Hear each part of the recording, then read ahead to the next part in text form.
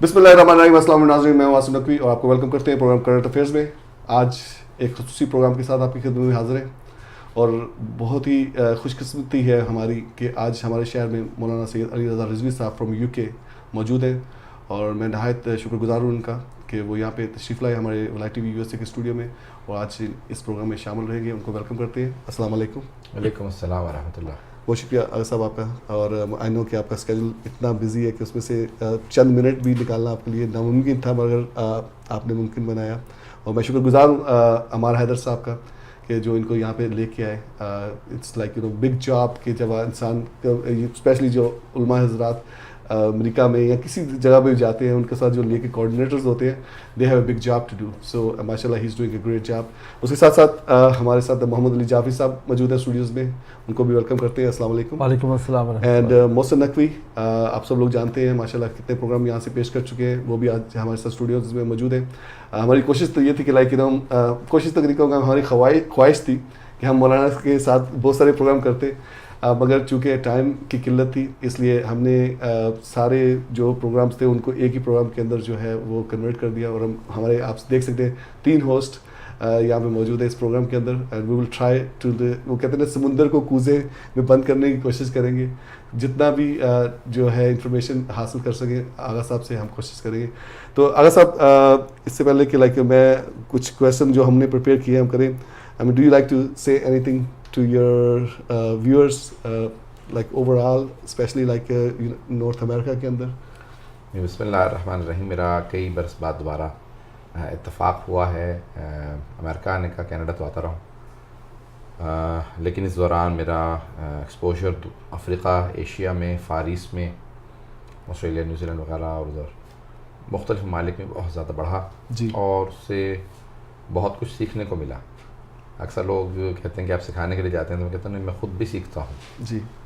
Public speaking से इंसान को और दूसरी जगहों पे जाने से, लोगों के रहन सहन, उनके कल्चर, सकाफ़त, तालीम, तरबियत, सियासी समाजी हालात को देखने से इंसान को बहुत कुछ सीखने को मिलता है। बेशक।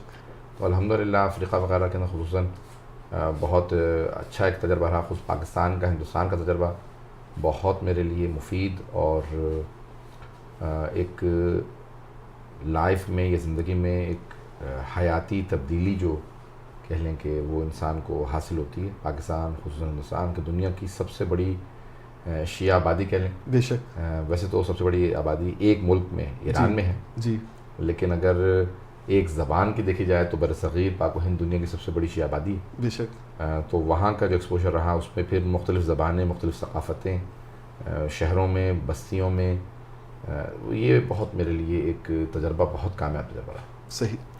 अगर साहब, हम आपको वेलकम बैक करते हैं ह्यूस्टन में, नॉर्थ अमेरिका में, स्पेशली कनाडा तो आप जाते रहे मगर अमेरिका में तकरीबन आप बहरहाल 7 साल के बाद जो है आप यहाँ पे आए हैं।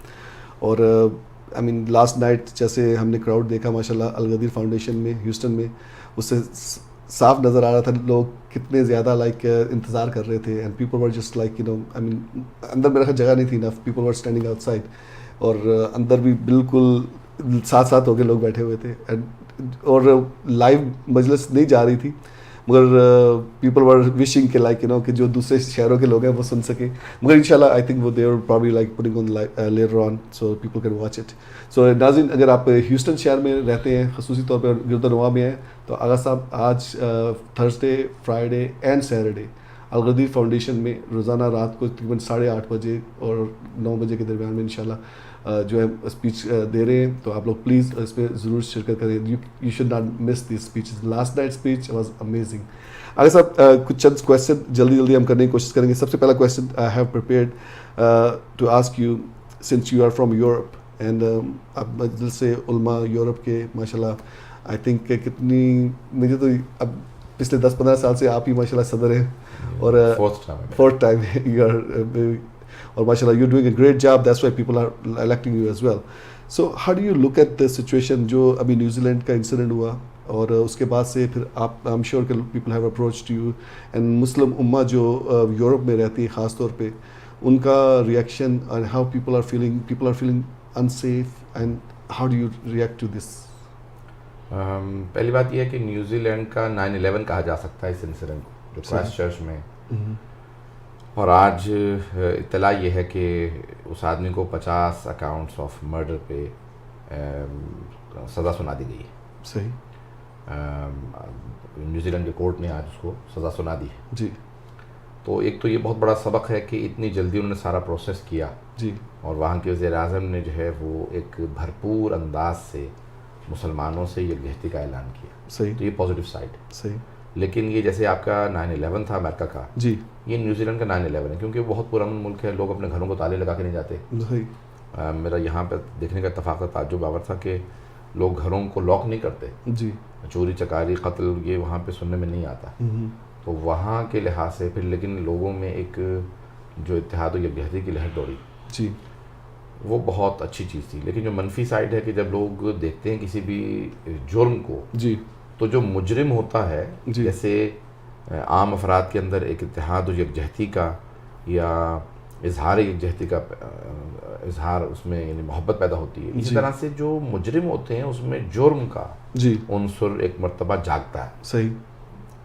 اور دیکھنے میں یہ آیا ہے کہ برطانیہ میں, یورپ میں بہت سے واقعات ہوئے, خصوصاً برطانیہ میں. جی.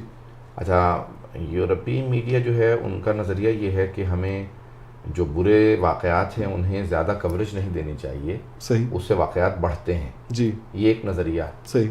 اور ہمارے مسلمان یہ کہتے ہیں کہ جی جب مسلمانوں پہ کچھ ہوتا ہے تو آپ اس کو کور نہیں کرتے, اور لوگوں کو صرف اور صرف مسلمانوں کی طرف سے اگر جارحیت کا کوئی واقعہ ہو, جی, اس کو میڈیا ضرور کور کرتا ہے, اس کا بھرپور پرچار کرتے ہیں, اور اس کو منفی انداز سے مسلمانوں کے خلاف استعمال کیا جاتا ہے. صحیح. لیکن اگر مسلمانوں کے خلاف کوئی جارحیت کا, کوئی ظلم کا, یا کوئی بربریت کا, یا ایکسٹریمزم کا, شدت پسندی کا جی واقع ہو, تو اس کے الفاظ, اس کو دہشت گرد نہیں کہا جاتا. جی. کہا جاتا ہے کہ اے مین with a gun, a gun main. Right. تو ایک آدمی بندوق کے ساتھ, یعنی بندوق والا, جی, دہشت گرد نہیں کہا جاتا. صحیح. اور اسی طرح سے اس کو کور نہیں کیا جاتا. تو بہرحال میں یہ سمجھتا ہوں کہ اسے بھی اتنی ہی مذمت کے ساتھ دکھانا چاہیے, جی, جس طرح سے مسلمانوں کی خدا. میں تو مانتا ہی نہیں ہوں کہ وہ مسلمان ہیں جی, جو یہ جارحیت کر رہے ہوتے ہیں. بالکل. وہ سیل آؤٹس ہوتے ہیں. صحیح. وہ بکے ہوئے ہوتے ہیں افراد. تو بہرحال میں اس میں نہیں زیادہ جاؤں گا. لیکن نیوزی لینڈ کا جو ایک اثر ہوا ہے اور جو خدشہ محسوس کیا جا رہا ہے, جی, میں 2 پیغامات دینا چاہوں گا. جی, قوم کی ایک ذمہ دار شخصیت کی حیثیت سے کہ میں یورپ کے اندر ایک ذمہ داری رکھتا ہوں. جی, جہاں جہاں آواز جا رہی ہے وہاں پہ کوئی بھی کسی بھی امام بارگاہ میں, جی, مسجد میں, دینی مرکز میں, جب بھی کوئی بھی آپ کا وہاں پہ کوئی مجلس یا جشن یا کوئی پروگرام ہو, تو اس میں ایک آدمی کم از کم وہ واچ آؤٹ پہ ہو, چاہے اس کے پاس گن ہو نہ ہو. یہ نہیں ضروری نہیں ہے, بہت سے لوگ کہتے ہیں ہمارے پاس بندوق نہیں ہے. جی, نہیں, صرف وارننگ کے لیے ایک آدمی جو ہے واچ آؤٹ پہ ہونا چاہیے. صحیح. اور جب ویمن اونلی پروگرام ہو رہے ہوں, خواتین کا صرف محض خواتین کا پروگرام ہے, تو اس میں 2 مرد جو ہیں ہمیشہ موجود ہونے چاہیے. صحیح. کیونکہ خواتین کا پروگرام ہماری غیرت کا معاملہ ہے. بالکل. تو اس لیے وہاں پہ جو ہے 2 یعنی خواتین کے جو ہے پروگرام میں 2 مرد ہمیشہ موجود ہوں کم از کم. صحیح. تو ایک تو میرا یہ ہے. دوسرا یہ کہ بھی ہم لا اپنے ہاتھ میں نہیں لیں, قانون اپنے ہاتھ میں نہیں لیں. بالکل. لیکن آپ صرف لا انفورسمنٹ ایجنسیز پہ جو ہے وہ امیدیں لگا کے نہ بیٹھیں. صحیح. یہ میں نے پیغام پاکستان کے لیے بھی دیا تھا. جی. جو سارے حالات کو اسٹڈی کیا اور جو ہمیں ایکسپرٹ سے جو رپورٹس ملی ہیں, جی, تو سیکورٹی کو اپنے ہاتھ میں, یعنی خود سیکورٹی کا بندوبست کرنا اپنی ذمہ داری سمجھیں. صحیح. پولیس سے اور دوسروں سے روابط رکھنا ضروری ہے, میں وہ منع نہیں کر رہا ہوں, لیکن خود اپنی سیکورٹی کرنا ضروری ہے. صحیح. دوسرا تو پیغام وہ دوں گا یہ کہ واقعات یہ جو ہوئے ہیں, پیش خیمہ یہ کیا جا رہا ہے کہ نارتھ امریکہ میں اور یورپ میں اسی کی دیکھا دیکھی واقعات ابھی اور ہوں گے. جی. میں نے جب فرانس میں پہلا واقعہ ہوا تھا تو میں نے اسی وقت کہہ دیا تھا کہ یہ فرانس میں ایک سیریز ہوگی, اس کے بعد پھر یہ مختلف ممالک کے اندر جن کا بھی منصوبہ ہے, میں نام نہیں لے رہا ہوں کسی کا بھی, کہ میں یہ نہیں ذکر کرنا چاہتا کہ کوئی انٹرنیشنل اسٹیبلشمنٹ یا کسی کا میرا نام نہیں لے رہا, جن کا بھی منصوبہ ہے. صحیح.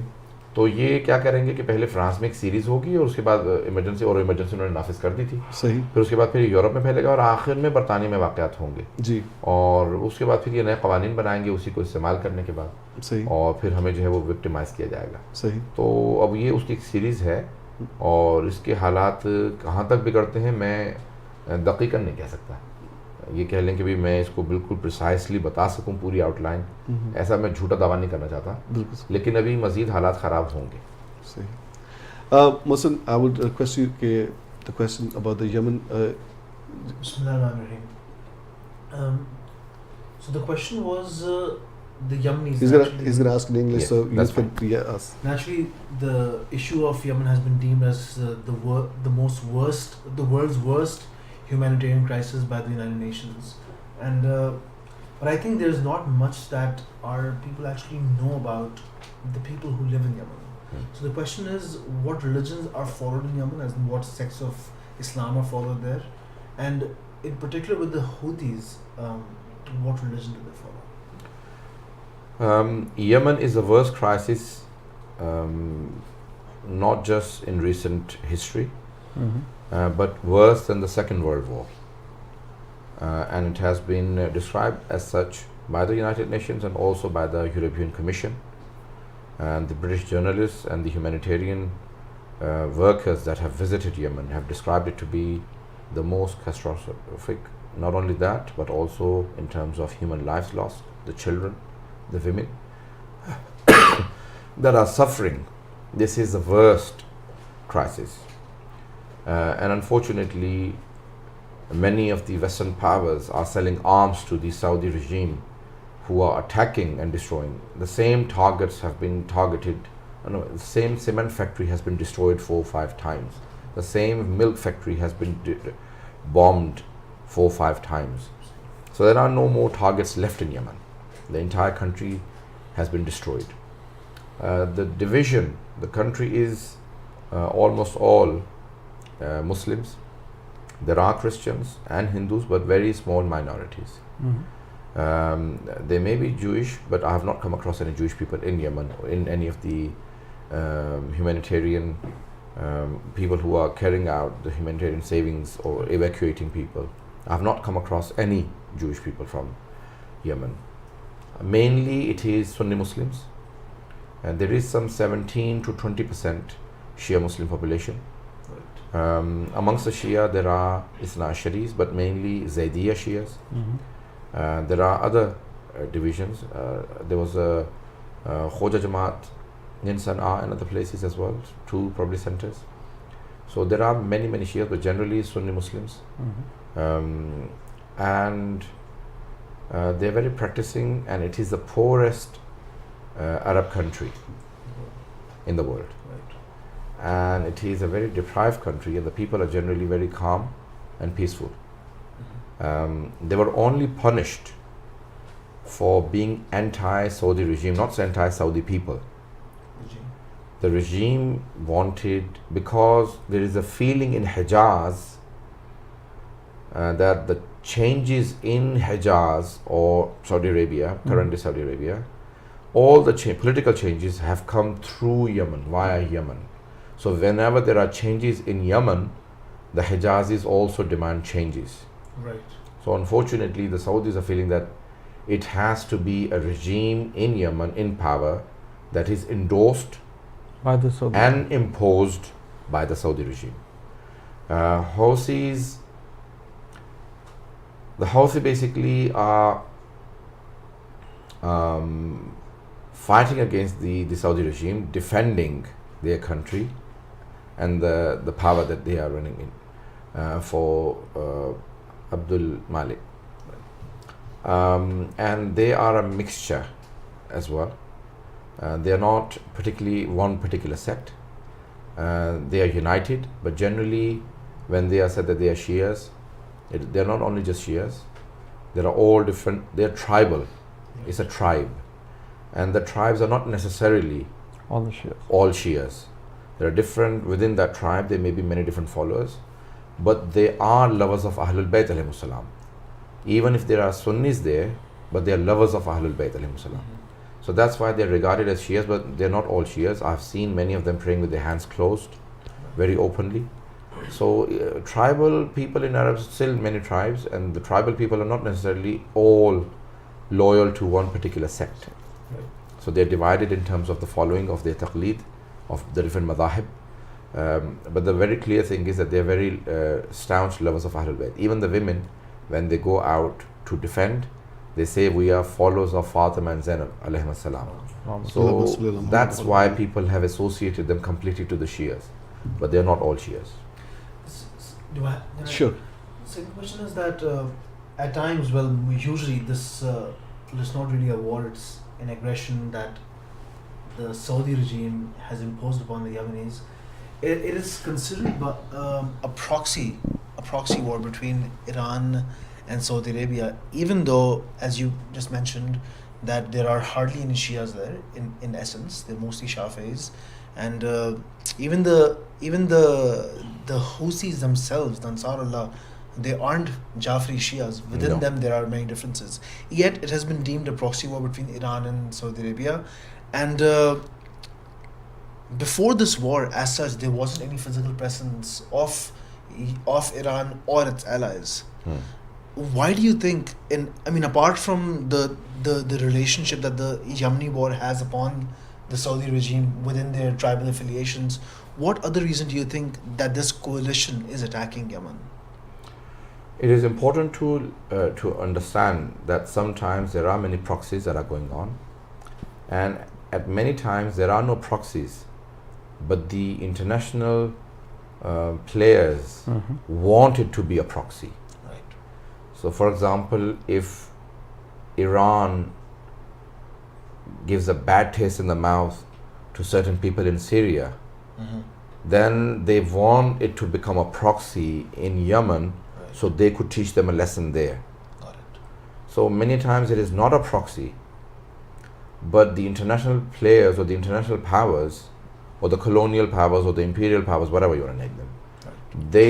they want certain things to be certain way. For example, Crimea in Europe or Right. Ukraine. Right.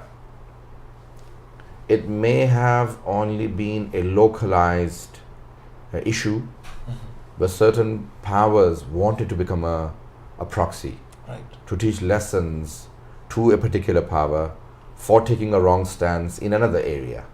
From the wars that they've lost. Right. Do you understand my point? Right. Of course. So I don't want to be very specific and explicit, but unfortunately what's happening is that it is all very easy to fight your war in the land or in the house of another people, Right. but it is very difficult to fight your own war in your own home. Right. It is all easy for me to come and sit in your house and start throwing bricks at your neighbor. Right. But if I was really a brave person, then I would take the whole battle to my own house, and that's not what's happening. Absolutely. So unfortunately, there are many international powers involved, and they have deemed the entire consequences to be their way, to teach lessons and say, so it may not be a proxy in Yemen, but what they want to do is say that, okay, if they may have defeated us in Syria, we are teaching them a lesson in Yemen, even if they're not there, Right. Right. you know. Of course.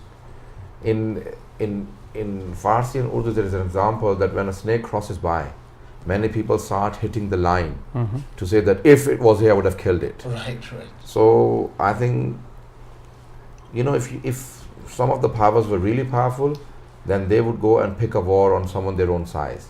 Right. Don't kill a dead person. Right. And that's what's happening in Yemen.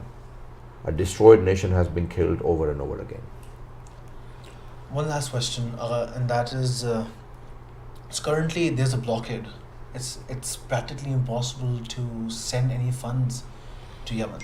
There are organizations, so-called international organizations similar to the White Helmets in Syria, who are claiming that humanitarian relief is being given to the Yemenis at the moment. But as we all know, that because of the blockade that has been imposed on the Yemenis by the Saudi regime and their coalition partners, it's practically impossible to send them any kind of aids or funds or help them. What, in your opinion, do you think us living in North America or Europe, for instance, what steps do you think we can take in order to provide this assistance to our brothers and sisters in Yemen? Well, I think the fundraising should happen, but more than the fundraising, because as soon as the war stops, because it will stop, it cannot go on forever. There will come a time when they'll have to stop, and then it has to be rebuilt, and the people have to be provided help, and all of those funds will come in handy. But more than anything else, the people in North America and Europe can build pressure on their own countries to stop supplying arms to the Saudi regime to attack Yemen, and to build pressure on the local governments to say that they should build pressure on Saudi regime to stop the war, Right. because they are killing the already dead people, and it is the worst, not only just crisis but a genocide, Right. and it is a genocide because we are killing an entire nation, an entire tribe, for something they haven't committed, they haven't done. Right. And it is unacceptable even if there was a crime from their side. Absolutely. Even then it was wrong, and they haven't done anything. They are innocently being killed. Jazakumullah khair. Thank you so much. بہت شکریہ محسن. جاوید صاحب, next question from you. ایک بس comment کر کے اصل question کی طرف آؤں گا. آپ کی جو گفتگو آپ نے فرمائی اس میں مجھے ایسا لگا کہ کیا یہ اسٹریٹجی والی بات جو ہوئی پراکسی کی, جو لوگ یمن میں وار کر رہے ہیں ان کا ارادہ یہ ہے کہ کسی طریقے سے ایران کو انوالو کیا جائے اور اس کو نقصان دے. جو میں سمجھاؤں ایسا ہے کہ وہ چاہتے ہیں کہ ایران انوالو ہو اور ایران کو نقصان پہنچایا جائے. ہم ایک ایسے دور سے گزر رہے ہیں جہاں کسی بھی ملک کا کوئی بھی اقدام اس کو اگنور نہیں کیا جا سکتا, اس سے تجاہل نہیں کو برتتا. کہ اگر آپ نے ایک کام شام میں کیا ہے تو آپ کو بھلایا نہیں جائے گا, آپ کو عراق میں اس کا سبق سکھایا جائے گا, آپ کو یمن میں یا نائجیریا میں یا کسی اور مقام پہ ہم اس کا ایک نمبر 1. تو آپ کے یہ آپ نے جو پوائنٹ پہ کیا ہے وہ اہم ہے بڑا. تو ایک پہلی بات یہ ہے کہ وہ آج کل جو ہے نا وہ یوکرین یہ وہ سب لنکڈ ہوتے ہیں. اسکرین سب کچھ نہیں ہوتی, اسکرین کے پیچھے بہت کچھ ہو رہا ہوتا ہے. دوسری جو اہم چیز ہے وہ یہ ہے کہ کئی مرتبہ انسان جب ہار جاتا ہے کسی گراؤنڈ میں کہ جب اس کو لوکل ہیلپ نہیں ملتی تو وہ کہتے ہیں کہ اس کو کسی اور گراؤنڈ میں کھینچا جائے جہاں ہمیں مدد مل سکتی ہے, یا یہ جہاں پہ ان کو لوکل مدد سے کوئی فائدہ نہیں ہوگا تو انہیں وہاں مزہ چکھایا جائے یا انہیں وہاں پہ انوالو. تیسری جو چیز ہوتی ہے وہ ان دونوں سے بالاتر ہوتی ہے کہ جب آپ فیصلہ کر لیتے ہیں کہ کسی کو مارنا ہے یا کسی کو نقصان پہنچانا ہے اور وہ آپ حاصل نہیں کر سک رہے ہوتے تو آپ کو لوگوں کو تیار کرنے کے لیے, ذہن آمادہ کرنے کے لیے کوئی بڑی وجہ چاہیے ہوتی ہے حملہ کرنے کے لیے. تو جب تک وہ وجہ نہ ملے تب تک آپ اس ملک پہ حملہ نہیں کر سکتے. تو اب بعض اوقات بین الاقوامی استعمار کو ایک اس طرح کی سچویشن چاہیے ہوتی ہے جہاں پہ وہ کہہ سکے دیکھیں انہوں نے یہ سب کچھ ان کی وجہ سے خراب ہوا ہے. جب ہم بچپن میں کہانی پڑھتے تھے کہ ایک بکری کا بچہ پانی پی رہا تھا تو بھیڑیے نے کہا کہ کیونکہ تم نے سارا پانی گندا کر دیا تو اب میں تمہیں کھاؤں گا. تو اس نے کہا حضور پانی تو آپ کی طرف سے بہتا ہوا آ رہا ہے, میں پانی کیسے گندا کر سکتا ہوں؟ تو کہنے کہ تم وہی ہو نا جس نے مجھے پچھلے سال گالی دی تھی. کہا سرکار میں تو 6 مہینے کا ہوں, پچھلے سال تو میں پیدا ہی نہیں ہوا تھا. کہنے پھر وہ تمہاری ماں رہی ہوگی, اب میں تمہیں ضرور کھاؤں گا. تو مسئلہ یہ ہے کہ ایک بہانہ چاہیے کہ کھانے کے لیے, کسی بھی حملے کے لیے. تو اب وہ بہانہ اگر کوئی خود فراہم کر دے یا فراہم نہیں کر رہا ہو تو کس طرح سے اپنے لوگوں کو ایک وہ زمینہ ہموار کرنے کے لیے بہانہ دیا جا سکے کہ حملہ کیسے کیا جائے. میں بہت جی قبلہ دوسرا اب جو اصل سوال خواہش تو قبلہ ہماری یہ تھی کہ اگر آپ کا قیام یہاں زیادہ ہوتا تو میں ایک پروگرام کرتا ہوں بزم ولایت کے نام سے, آپ تشریف لاتے. اور جو اسپیشل میں یہاں بات کرنا چاہ رہا ہوں وہ کیونکہ ولایت ٹی وی میں ہم نے یہ پلیٹ فارم مہیا کر رہے ہیں, اور جیسا آپ کے علم میں بھی ہے کہ انشاءاللہ اس سیٹرڈے کو ہم ہر سال کی طرح نئی جنریشن کے لیے ان کو تاکہ وہ اس طرف توجہ دیں, عزاداری کی طرف, منقبت کی طرف. اسی سلسلے میں میرا سوال یہ تھا قبلہ کہ نسلوں کے لیے کیسے ہم اپنی نسلوں کو اس معاشرے میں, یورپ میں, نارتھ امریکہ میں رکھتے ہوئے کیسے بچا سکتے ہیں, اور اس میں اسپیشلی جو کانسیپٹ ہمارے ہاں جو حلال اور حرام کا ہے, اسپیشلی حلال ارننگ اینڈ حرام ارننگ, اور اس کے امپیکٹ جو فیملیز پہ یا نسلوں پہ ہوتے ہیں, اس کے بارے میں ہمیں کچھ بتائیے قبلہ. ایک اہم چیز یہ ہے کہ ہمارے یہ عقائد نظریات بچوں میں منتقل کیسے کیے جائیں. جی اہم چیز یہ ہے کہ یہ عقائد نظریات انسان صرف پڑھ لے سن لے نہیں ہوتا, جی بلکہ حوادث, واقعات اور جو تہوار ہوتے ہیں اس کے ذریعے ایک بچے کے اندر کسی چیز سے محبت پیدا ہوتی ہے.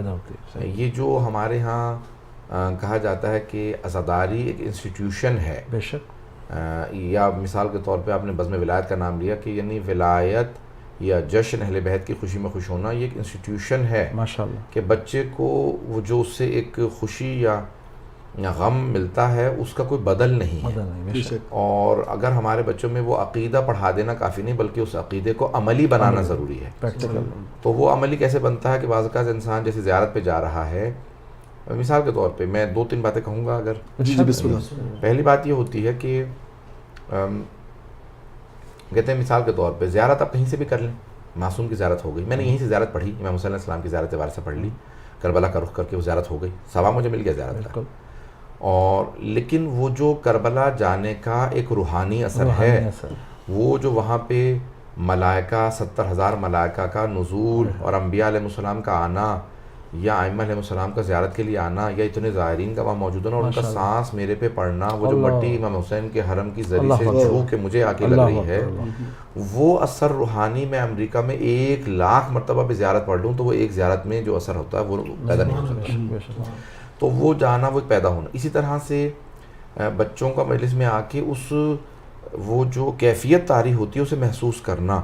تو میں اکثر لوگوں سے کہتا ہوں کہ آپ ٹھیک ہے آپ آن لائن سن لیتے ہیں مجلس, آپ کو علم مل جاتا ہے, لیکن وہ جو فرش اعضاء کا اثر و ثواب ہے وہ نہیں ملتا. یہ فرش اعضاء پہ آ کے جو ملائکہ کہتے ہیں کہ ہم اس فرش اعضاء پہ بیٹھنا چاہتے ہیں, یا جو ایک روحانی ماحول پیدا ہوتا ہے یا اس روحانی ماحول کا جو روح پہ اثر طاری ہوتا ہے, یا جو میری وہ کیفیات کہتے ہیں نا کہ مثال کے طور پہ سادہ سی دنیا میں مثال دوں, کہتے ہیں آپ ایک بچے کو بتاتے رہیں کہ پیرنٹ ہوڈ کیا ہے, بچے کو بتاتے رہیں کہ ماں کی فیلنگ کیا ہوتی ہے, باپ کی بچے سے متعلق فیلنگ کیا ہوتی ہے. آپ 1,00,000 مرتبہ بتا دیں, سمجھا دیں, پڑھا دیں اس کو, وہ جب تک کہ خود پیرنٹ نہیں بن جائے گا اس میں وہ کیفیت طاری نہیں ہو سکتی. جب وہ بنتا ہے باپ تو اس کو پتہ چلتا ہے اچھا یہ فیلنگ مجھے میں نہیں سمجھ پایا تھا, تو جو میرے والد کے اندر فیلنگ تھی میرے لیے, وہ جو آج باپ بننے کے بعد پتہ چلی ہے, جو میری ماں کی میرے متعلق فیلنگ تھی, مجھے آج میں جب خود صاحب اولاد ہوں تو مجھے وہ فیلنگ آج احساس ہوتا ہے. ہمارے استاد نے سادہ مثال دی ہے کہ ایک بوڑھے باپ نے اپنے جوان بیٹے سے کہا بیٹا دھوپ بہت زیادہ ہے, چھت سے اتر آؤ, شام میں کام کر لینا, صبح میں کام کر لیتے. کہیں گے نہیں میں مکمل کر کے یہ جو کام اتروں گا. کہنے لگے بھائی اس وقت گرمی بہت زیادہ, کہیں گے نہیں بابا آپ اندر چلے جائیں گرمی ہے. تو اس بوڑھے باپ نے کیا کیا کہ پوتے کا بازو پکڑا, دھوپ میں لا کے کھڑا کر دیا. تو اس نے بیٹے نے وہیں سے آواز دے کہا بابا یہ اتنی سخت دھوپ میں گرمی میں آپ نے میرے بیٹے کو سڑک پہ کھڑا کر دیا. کہا اب تجھے پتہ چلا میرے دل پہ کیا گزر رہی ہے. جب میں کہہ رہا تھا اس وقت پہلے کہ بھائی یہ گرمی ہے, دھوپ ہے, گرمی سے تو کہا ٹھیک ہے میں بھی آتا ہوں, کیونکہ وہ فیلنگ آپ کسی میں پیدا نہیں کر سکتے.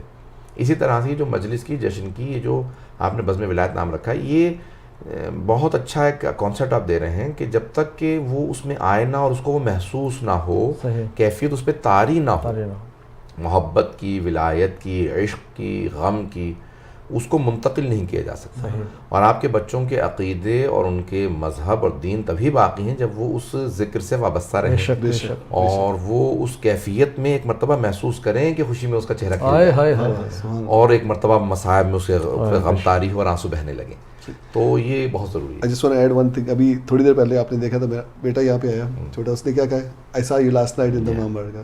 So حالانکہ اس کا صبح اسکول تھا, ہمیں we took him over there like اس کو جا کے وہ چاہے آدھے مجلس میں سو گیا تھا وہ.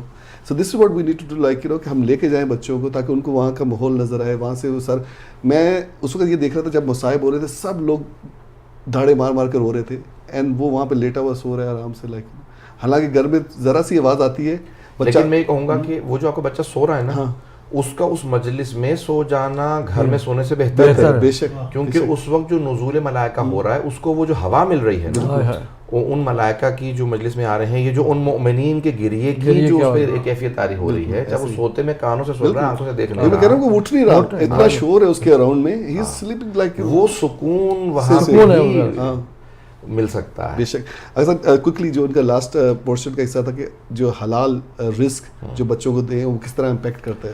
دیکھیے ہم ہر وہ کام جو ہم کرتے ہیں, ہر عبادت کرتے ہیں, جو کھاتے پیتے ہیں, حتیٰ حلال بھی جو کھاتے ہیں نا اس کا بھی امپیکٹ ہوتا ہے. تو حرام کا کیسے امپیکٹ نہیں ہوتا, ہمارے روح پہ ایک اثر ہوتا ہے. بعض اوقات ابتدائی طور پہ آپ کو شاید محسوس نہ ہو, لیکن وہ جب ایک طویل مدت, جیسے سید الشہداء علیہ السلام فرما رہے ہیں اپنے قاتلوں سے, مثال کے طور پہ جناب علیہ کی شہادت کے بعد جب آتے ہیں تو کہتے ہیں یہ جو سواری میرے پاس ہے یہ رسول خدا کی ہے, میرے جد رسول خدا کی ہے, یہ جو امامہ میرے سر پہ میرے جد رسول خدا کا. تو مجمع ایک مرتبہ رونے لگا کہ رسول خدا کے سارے تبرکات ہیں, لوٹ لو یہ ہم لے لیتے ہیں. کہیے ابا قبا میرے جد رسول خدا کی ہے, یہ میں نے تلوار ان کی حمایل کر رکھی ہے. سب رونے لگے. پھر کہا لیکن پھر بھی تم عنقریب میرا قتل کر دو گے کیونکہ تمہارے پیٹ حرام سے بھرے ہوئے ہیں. سب سے بڑا حرام خوری کا اثر یہ ہوتا ہے کہ انسان پہ نصیحت کا اثر نہیں ہوتا. اللہ اکبر. موعظے کا اور نصیحت کا اثر نہیں ہوتا. کہ کیا یہ ہمیشہ ایسی باتیں کرتے رہتے. تو یہ جو نصیحت کا اثر نہیں ہوتا وہ حرام خوری کی وجہ سے ہوتا ہے. انسان پہ نصیحت کا اثر ختم ہو جاتا ہے. تو اس لیے بہت ضروری ہے کہ آپ کے بچوں کو بعض کہتے ہیں ہم اپنے بچوں کو نصیحت کرتے ہیں ہماری بات نہیں مانتے سنتے نہیں ہیں. تو دیکھیے آپ کہیں ایسی جگہ سے تو نہیں خرید رہے گوشت کہ جو ذبیحہ نہ ہو یا کچھ نہ ہو. تو حلال حرام کا جو ہے وہ جو اثر ہے اس لیے بہت زیادہ تاکید کیا ہے میں نے. اس کے کوئکلی اس کے ساتھ ہی جڑا ہوا ایک کویشچن ہے کہ جب اگر کوئی والد یا والدہ اگر کسی ایسی جگہ پہ جاب کر رہی ہے جہاں پہ حرام چیزیں ہیں لائک الکوہول بکتی ہو یا گیمبلنگ مشینیں ہوں یا سم تھنگ اس طرح, اب بچوں کے اوپر تو اثر اس کا ہوگا کہ نہیں ہوگا, ان کو گناہ نہیں ملے گا بیکاز ان کا تو کوئی قصور نہیں ہے. ان کا قصور نہیں ہے لیکن ایک والدین کی دیکھیں مثال کے طور پہ بعض جگہوں پہ مجبوریاں ہیں یا اسٹور آپ کا نہیں ہے. جی جیسے میں کسی بھی اسٹور کا نام نہیں لینا چاہتا.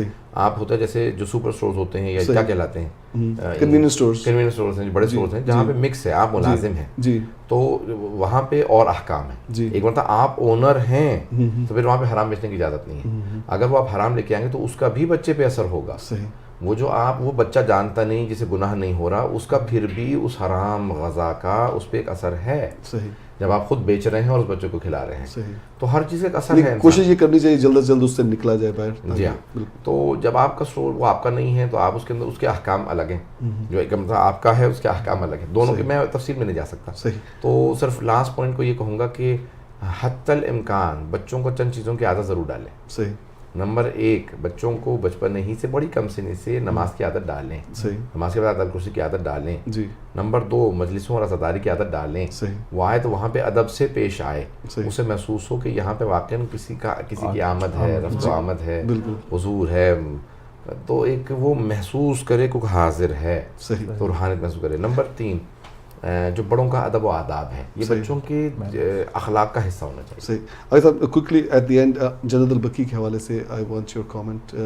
آپ کو پتہ ہے پوری دنیا میں جنت البقیع کے حوالے سے 8 شوال کے ایام کے دوران میں جو ہے پروٹیسٹ کیے جاتے ہیں. امریکہ میں بھی ہوتا ہے, یورپ میں بھی ہوتا ہے, پوری دنیا میں ہوتا ہے. جس وقت جو میسج تاکہ لوگ سمجھتے ہیں شاید ہمیں انہیں باہر نہیں نکلنا چاہیے, اس سے کیا ہوگا یہاں پہ رہ کے.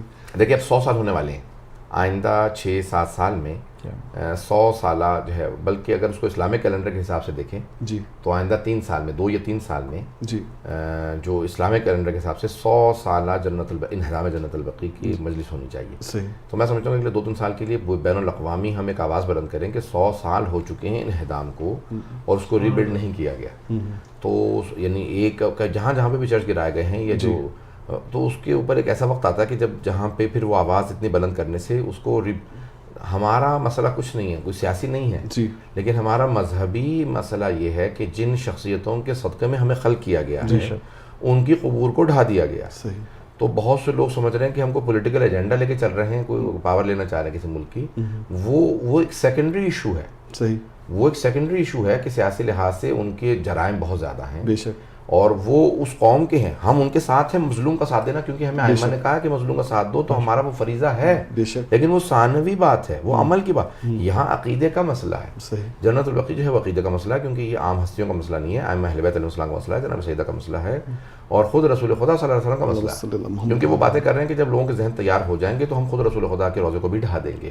اور ابھی پچھلے 3-4 سال پہلے یہ ڈسکس ہوا, برطانیہ کے اخباروں میں بھی چھپا کہ انہوں نے یہ جملے کہے کہ ہاں ہم رسول خدا کے روزے کو یہاں قبر کو موو کر دینا چاہیے یہاں جی. تو پھر بعد میں حکومت نے, سعودی حکومت نے ایک بیان دیا کہ نہیں ایسا کوئی فیصلہ نہیں ہوا, صرف ڈسکس ہوا تھا جی. ڈسکس ہوا تھا. تو ڈسکس بھی کیوں ہوا تھا کہ رسول خدا صلی اللہ علیہ وسلم کی قبر کو وہاں سے منتقل کیا جائے. تو میں سمجھتا ہوں کہ یہ جو ہے اگر ہم اس پہ جنت البقیع پہ آواز بلند کرنا بند کر دیں گے تو آئندہ روزہ رسول کو بھی ڈھا دیا جائے گا. اللہ اکبر. بہت شکریہ صاحب, ٹائم ہمارے پاس اوور ہو چکا ہے, and I know you have to go lot of other places. And پھر ایک دفعہ ہم شکریہ ادا کرتے ہیں آپ کا, اور آپ دونوں مہمانوں کا بھی شکریہ ادا کرتا ہوں, اور خاص طور پہ ہمارے حیدر صاحب کا بھی شکریہ ادا کرتا ہوں کہ وہ آپ کو یہاں پہ لے کے آئے, اور ماشاء اللہ کافی جگہوں پہ اور بھی ان کو لے کے جانا ہے. تو اب اس پروگرام کو ہم اسی جگہ پہ آج پاز کرتے ہیں انشاءاللہ. اور میں پھر ایک دفعہ کوشش کروں گا کہ مولانا صاحب الغدیر فاؤنڈیشن میں جو ہے سیٹرڈے کے روز تک جو ہے اسپیچز سے خطاب فرما رہے ہیں 8:30 ایوری ڈے, سو فرائیڈے, تھرسڈے, فرائیڈے, سیٹرڈے. سو سو آپ لوگوں سے ریکویسٹ کی جاتی ہے کہ آپ لوگ اس جو مجالس میں ضرور شرکت کریں ٹائم کے اوپر, کیونکہ یہ مجالس جو ہے پھر میں بتاتا چلوں کہ آن لائن نہیں آپ دیکھ سکیں گے till after he leaves from Houston. تو اسی کے ساتھ مجھے آصم نقوی کو اجازت دیجیے, تب تک کے لیے اللہ حافظ.